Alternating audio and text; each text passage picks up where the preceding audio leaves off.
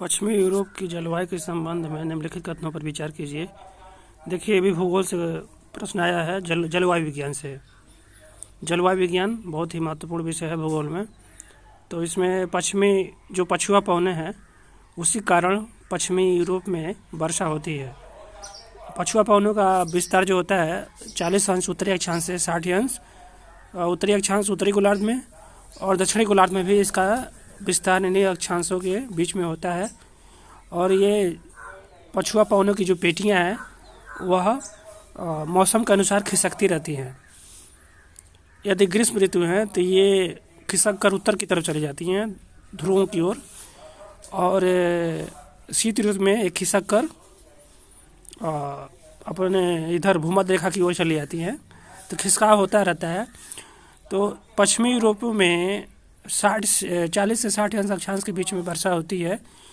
और अटलांटिक महासागर है, तो अटलांटिक महासागर से पछुआ पवनें चलती हैं। इनकी दिशा जो होती है दक्षिण पश्चिम से और बहती हैं उत्तर पूर्व की ओर। अर्थात ये किसकी तरफ बढ़ती हैं? स्पेन, जो समुद्र तटीय क्षेत्र है अटलांटिक महासागर के, स्पेन, इटली, पहले तो इटली आएगा, भूमध्य सागर के पास स्थित है इटली आएगा।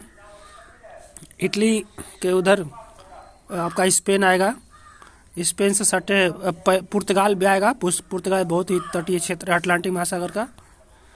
उसके स्पेन आएगा, फ्रांस आएगा, और सबसे उत्तर में इंग्लैंड है। और उसके इधर अभी भी छोटे छोटे नीदरलैंड है, बेल्जियम है, ये सब देश आ जाते हैं पछुआ पवनों की पेटी में। और यहाँ सभी महीनों में वर्षा होती है, क्योंकि ये यहाँ पे महासागर का प्रभाव होता है, अटलांटिक महासागर का प्रभाव होता है। तो पश्चिमी यूरोप, जैसे मैंने बताया, स्पेन, पुर्तगाल, इटली में कुछ हिस्सा, और फिर आपका इंग्लैंड, नीदरलैंड इत्यादि देश आते हैं।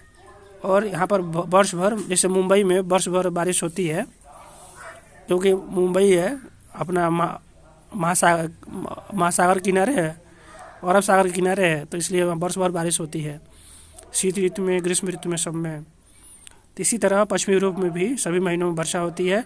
पश्चिमी यूरोप पछुआ पवनों की पेटी के अंतर्गत स्थित है। तो इस प्रकार से ए ऑप्शन सही होगा, 1 और 2 दोनों।